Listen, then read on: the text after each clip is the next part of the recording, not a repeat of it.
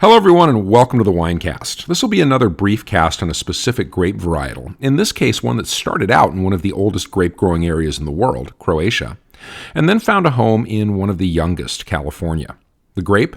Zinfandel, though it goes by many names. Zinfandel is indigenous to Croatia, a country across the Adriatic Sea from Italy and one of the first places in Europe where Vitis vinifera found a home. Suspicions about Zinfandel's connection to the Adriatic Sea started in the 1960s when ampelographers, individuals who identify grape varieties based on clues from the form of the leaves and berries, noticed that Zinfandel seemed very similar to an Italian varietal known as Primitivo. By the 70s, others were making connections to Croatian vines, and by the early 2000s, genetic testing had confirmed that Zinfandel and Primitivo were clones in a family of grapes that also included an obscure Croatian grape that went by the names of Tribidrag and Srljenak Kaštelanski. Though each of these clones has slightly different characteristics from the others, Primitivo tends to ripen earlier than Zinfandel, for example, they're related closely enough genetically that they're best thought of as the same varietal. And Professor Carol Meredith, a grape geneticist from the University of California, Davis, who led the research establishing the identity of these grapes, refers to them all as a single varietal that she calls ZPC for Zinfandel, Primitivo, and Srljenak. Starting in the 1970s, some researchers initially believed that this varietal was also identical to another Croatian grape, Plavus mali. But genetic analysis indicated that Plavus mali wasn't identical to ZPC, but did have a relationship to it, specifically an offspring relationship, and it's now known that ZPC is a parent to Plavus mali, along with another red grape, Dobričić. A version of this grape likely made it to Italy during the 1700s, specifically to the southern region of Puglia, where it became known as Primitivo, probably in reference to its ability to ripen first or early. In the following century, it would come to America with a Long Island horticulturalist named George Gibbs importing cuttings during the 1820s. By the 1850s, the grape had made its way to California, where to this day the majority of its worldwide plantings and the overwhelming majority of its American plantings are. Speaking of plantings, Zinfandel, or ZPC, is the 29th most planted grape in the world as of 2010, with most of those plantings in the United States, specifically in California, and though this grape is planted throughout the state, by a large margin, most of the plantings in California are in the San Joaquin County in north-central California that contains the Lodi American viticultural area, an AVA renowned for its production of Zinfandel. Italy follows the U.S. in terms of total acres planted, but Puglia, which contains almost all of Italy's plantings, has more acres planted to the grape than even the San Joaquin County. ZPC also figures as an important grape in the wine industry of Tunisia in North Africa across the Mediterranean from Italy. The European Union recognizes the identity of these grapes and allows Zinfandel and Primitivo to be used as synonyms for the same grape. But the TTB, or Alcohol and Tobacco Tax and Trade Bureau, that regulates wine labeling in the United States, doesn't recognize them as synonyms, and wine made from grapes grown from cuttings that originated in Italy as Primitivo must be labeled that way and not as Zinfandel if made in the United States. So, what's this grape with the many names taste like when it's made into wine? Well, the fruit profile of the wine will vary depending on the ripeness of the grapes at harvest and will run across a spectrum from strawberry in less ripe grapes to cherry and then blackberry in very ripe grapes. More savory notes will include black pepper, licorice, cocoa, and aromatic spices like cardamom. Zins made from very ripe grapes will often be described as having a particularly deep and intense fruit character that you'll hear referred to as jammy. Tannins in Zinfandel are usually very firm and range in intensity from moderate to high. Zin can get very ripe very easily and can thus produce wines with a lot of alcohol, and an alcohol by volume in the 15 to just shy of 17% range isn't that unusual in warm climate Zinfandel. Zins tend to be big, complex wines with a lot going on flavor-wise, and that makes them a great pair for dishes that are sauced with rich, complex sauces or that are served with lots of condiments. So Zin has become a real go-to over the years for dishes like burgers and barbecue, but it pairs with much more sophisticated fare as well. I think I'd be remiss if I did a cast on Zinfandel and didn't mention its most famous, or depending on your point of view, infamous expression, white Zinfandel.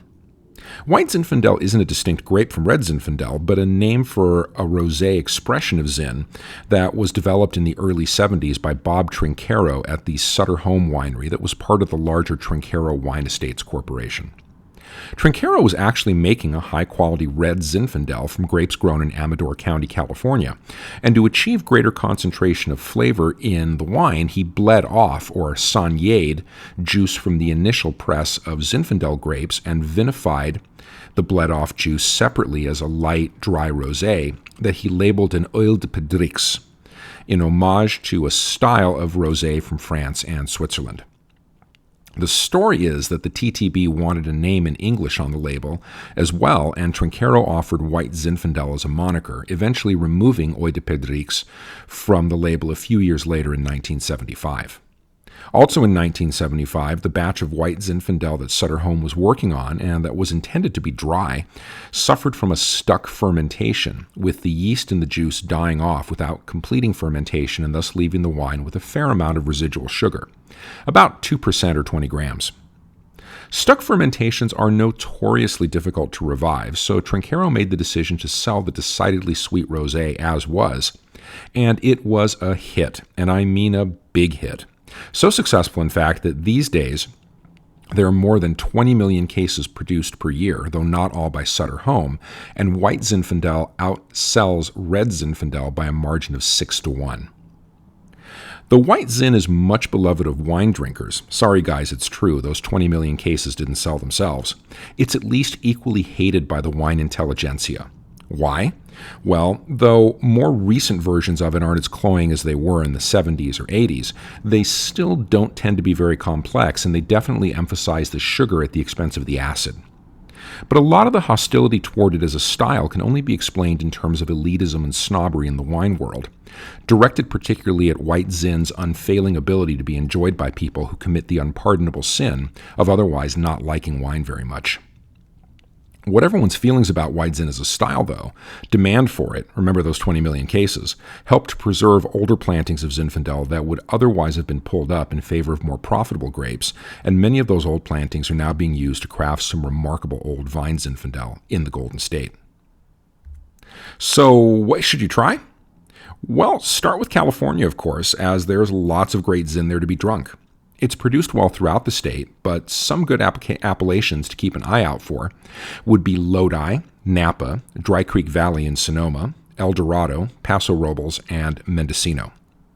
There are some, very few really, California producers that are starting to work with cuttings of Tribodrag or Svrljena Kaštelanski, as well as with Primitivo that's been in the U.S. somewhat longer and is more common. The TTB doesn't recognize them as synonyms for Zinfandel, so you'll see them labeled by their traditional names, despite their genetic relationship to Zin. Also, you'll see a lot of California Zins labeled as old vine or even ancient vines, and that's something to be attentive to, as Zin is especially known for high-quality grapes from older vines. Just keep in mind that, as I've covered elsewhere, old and ancient vines are unregulated terms, and it would be helpful for the producer to specify an age for the vines, with most winemakers agreeing that things start to get interesting around 25 to 35 years. Don't pass up Italy, of course, and while you will find some Primitivo plantings in the Veneto or the Basilicata regions of the peninsula, it's almost synonymous with Puglia.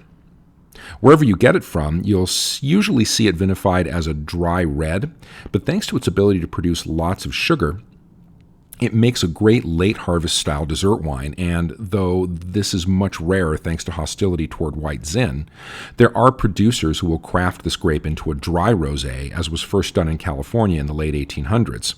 So give that a try if you can find it. Finally, speaking of White Zin, give that a try too, if you haven't already. And there's a good chance that you have, since those 20 million cases didn't drink themselves either.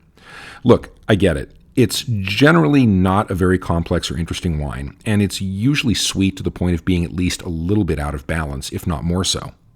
But if nothing else, it can help you get a sense of what better balance and complexity in a wine can look like. And to be honest, while I normally wouldn't order a White Zin if I had other options, if I were eating a highly spiced and seasoned cuisine in a restaurant, say Indian, Thai, or Ethiopian, and my only options, as I've seen on several occasions, were white Zin, a generic Merlot, and a generic Chard, I would totally order the white Zin, as it would be a better pair than the other two options, and I would probably enjoy it. Hey, haters gonna hate, but I'm fine. I'm completely secure in my wineliness. Thanks again for joining me for another Winecast. As I've said before, these casts may get a little spotty during April, but I should be back to weekly postings by May. Thanks to everyone out there, subscribers, occasional viewers, and other supporters and friends of this cast for all the great feedback and suggestions that I've gotten. The suggestions for casts have been especially great, and there's quite a queue of them now, so thanks in advance for your patience if it's taking me some time to get to a request. I'm your host, the Unknown Winecaster, and I'm out.